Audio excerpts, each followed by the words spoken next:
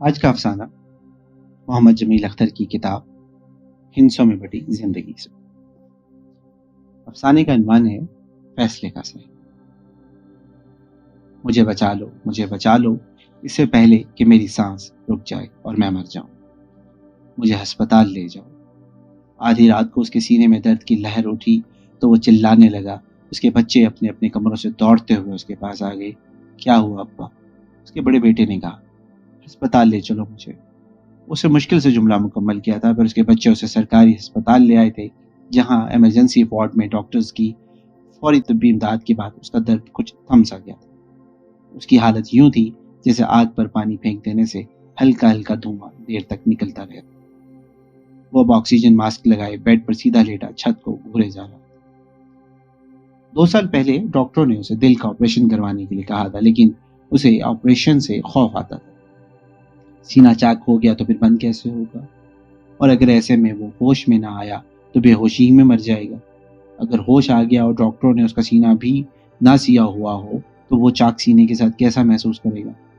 عجیب سے وہم تھے جو اسے گھیرے رکھتے تھے اور وہ آپریشن کے نام سے بھاگتا رہتا۔ لیکن بیماریوں کو اس بات کی چندہ پرواہ نہیں ہوتی کہ آپ کے اس وقت کس طرح کے خوف اور وہم کا شکار۔ وہ آپ کا پیچھا کرتی رہتی ہیں تاکہ وہ اس جسم کے کلے پر فتح کا جھنڈا نصب کر سکے۔ آدمی یہ مٹی کا بنا پتلا آخر کب تک بیماریوں کا مقابلہ کر سکتا؟ ڈاکٹر صاحب مجھے بچا لیجیے، آپریشن کے بغیر ہی کچھ علاج کر دیجیے ورنہ میں اس درد سے مر جاؤں۔ اس نے ایمرجنسی وارڈ میں داخل ہوتے ہی وہاں موجود ڈاکٹر سے یہ کہا۔ ڈاکٹر نے اس ہڈیوں کے پنجر شکل و صورت سے خستہ حال بوڑھے کی جانب یوں دیکھا تھا جیسے پوچھنا چاہ رہا ہو، اس خستہ حالی میں تم آخر جی کر کرنا کیا چاہتے؟ اسے ڈاکٹر کی نظروں میں موجود سوال پڑ گیا۔ ایسا ہی سوال بہت سال پہلے اس نے خود سے بھی کیا تھا، جب اس کا سب سے چھوٹا بیٹا وسیم غائب ہو گیا تھا اور جس کی یادیں اب سالوں بعد اسے بے چین کیے رکھتی تھی۔ اس وقت وسیم کی عمر 10 سال تھی۔ وہ 5ویں جماعت میں زیر تعلیم تھا۔ ایک دن وہ اسکول گیا، اگلے 3 روز تک نہ ملا۔ مسجدوں میں اعلان ہوا، اخبار میں اشتہار دیا، لیکن 3 روز تک اس کا کوئی سراغ نہ ملا۔ ان 3 دنوں کے دوران ان گنت افواہیں پھیل چکی۔ کچھ لوگ کہتے کہ انہوں نے وسیم کو ریلوے اسٹیشن کی طرف جاتے ہوئے دیکھا، کچھ نے اسے دوپہر کو نہر کنارے بیٹھے دیکھا تھا، اور کچھ لوگوں نے اسے رشید کمار کے گھر کے سامنے کھیلتے ہوئے بھی دیکھا۔ غرض جتنے منہ اتنی باتیں تھیں، اور ہر بات سن کر سلیم الیکٹریشین مزید پریشان ہو جاتا۔ اسے عجیب و غریب وہم گھیر لیتے۔ وہ سوچتا کہیں وہ غلطی سے ٹرین میں تو نہیں بیٹھ گیا، کہیں وہ نہر میں نہ ڈوب گیا ہو، اور کہیں نہیں میں یہ کیا سوچ رہا ہوں۔ یہ باتیں اسے پریشان رکھتی۔ وہ ان خیالات میں گھر کر رہ گیا تھا۔ اسے اپنی سب بچوں سے محبت تھی، لیکن اس چھوٹے وسیم سے تو کچھ خاص انسیت تھی، اور وہ بھی اپنے باپ پہ جان چھڑکتا۔ سلیم الیکٹریشین کے پاس ایک سائیکل تھی جس پر وہ اپنے بیٹے وسیم کو بٹھا کر سارے گاؤں کی سیر کرتا۔ جب کبھی دوسرے گاؤں میں میلہ لگتا تو وہ باپ بیٹا اسی سائیکل پر جاتے۔ سائیکل میلی ہو جاتی تو وسیم کہتا، ابا دیکھیں ہماری سائیکل کی قدر میلی ہو گئی ہے، آج ہم اس کی صفائی کریں گے۔ وہ پانی کی بوتل اور برش اٹھا کر لے آتا۔ پھر باپ بیٹا سائیکل کو خوب رگڑ رگڑ کر صاف کرتے۔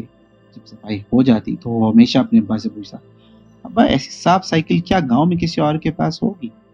نہیں، ایسی چمکدار سائیکل بھلا کسی کے پاس ہو سکتی ہے کہ اسے ہمارے شہزادے نے صاف کی؟ وسیم کو اپنے ابا کی جرابیں، ٹوپی، رومال، غرض ہر شے کا علم ہوتا کہ کہاں رکھی ہے۔ جب سلیم اپنی کوئی چیز ڈھونڈ رہا ہوتا تو وسیم کہیں سے وہ چیز ڈھونڈ لاتا۔ اب آپ کی جرابیں یہ چارپائی کے نیچے پڑی تھی، اب آپ کا رومال باورچی خانے میں رہ گیا۔ سلیم الیکٹریشین کو اپنے اس بیٹے سے بے پناہ محبت تھی، لیکن وہ گم ہو گیا۔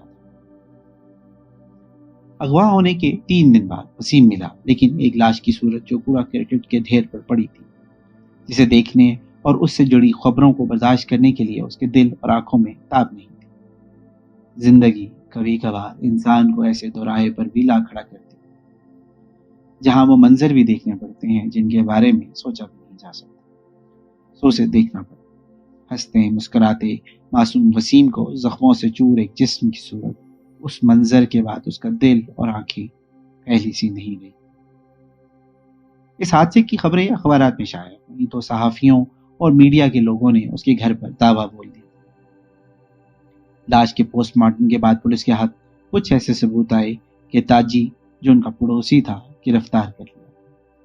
سلیم جو غم کے گہرے سمندر میں ڈوب چلا تھا، وہ چاہتا تھا کہ گریبان چاک کرے اور روتے روتے کسی ویرانے میں نکل جائے جہاں اس سے کوئی کسی قسم کی بات نہ کرے، لیکن دنیا کے پاس ان گنت سوالات تھے۔ تو سلیم صاحب، آپ ہمیں یہ بتائیں کہ قاتل آپ کا پڑوسی تاجی تھا؟ کیا آپ کو تاجی پر پہلے کبھی شک پڑا تھا؟ کیا تاجی سے آپ کی کوئی خاص دشمنی تھی؟ تاجی کو لاش پھینکتے ہوئے کیا آپ نے خود دیکھا تھا؟ آپ حکومت اور قانون نافذ کرنے والے اداروں سے کیا اپیل کرنا چاہیں؟ وہ دکھ کی حالت میں کچھ سمجھتے ہوئے اور کچھ نہ سمجھتے ہوئے جواب دیتا رہا، اور انہی دنوں وہ خود سے یہ سوال پوچھتا تھا جو آج ایمرجنسی وارڈ کے ڈاکٹروں کی آنکھوں میں تھا: سلیم الیکٹریشین اب اور جی کر کیا کرنا؟ لیکن وہ جیتا رہا۔ آہستہ آہستہ وقت گزرتا گیا، بات پرانی ہوتی گئی، تاجی کو پولیس پکڑ کر لے گئی تھی، اس پر مقدمہ چل رہا تھا۔